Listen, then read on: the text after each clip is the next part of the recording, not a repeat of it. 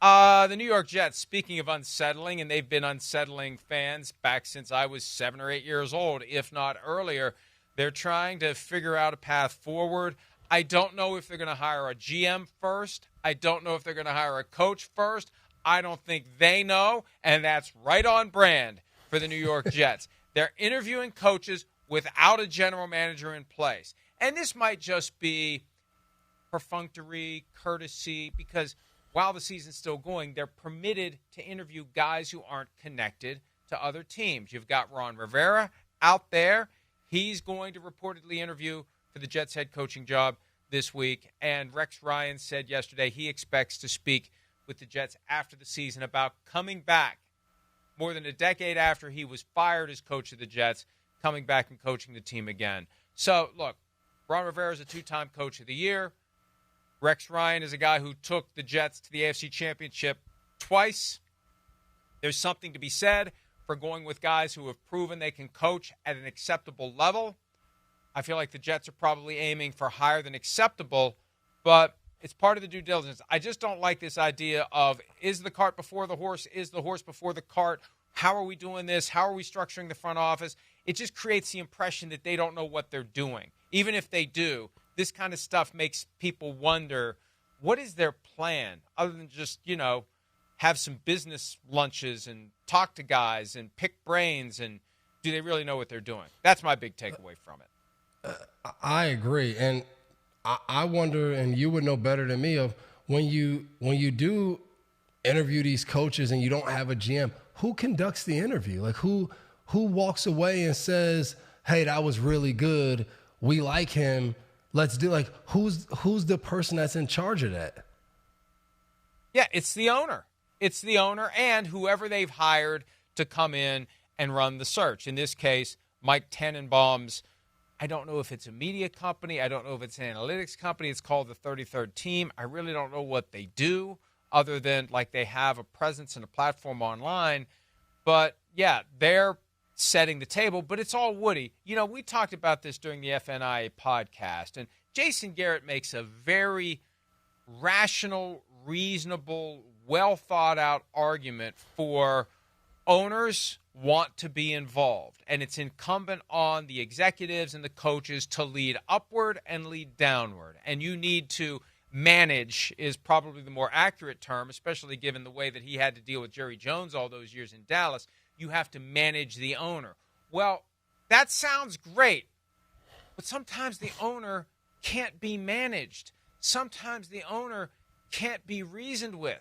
Sometimes the owner is going to do whatever the owner wants to do, and anybody who tries too hard to tell him otherwise, gently or aggressively, is going to end up out on their butt.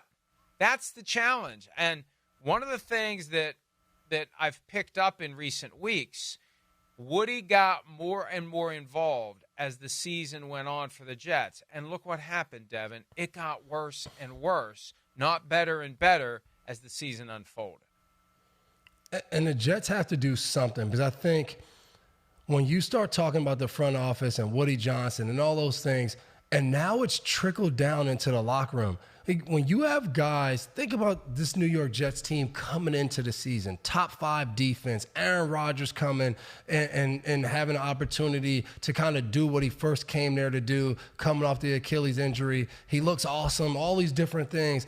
And now you fast forward to the end of the season, you got DJ Reed talking about, hey, is there a chance you want to be back? No, I can't wait to see what free agency has for me. I'm looking for what's next. You hear all these rumors of Garrett Wilson, who was rookie offensive player of the year a few years ago. He doesn't want to be there supposedly if Aaron Rodgers is back. Whether that's true or not, when that's what's beaming from your facility and from your organization from a player standpoint, free agency opens up, the draft and all these different things.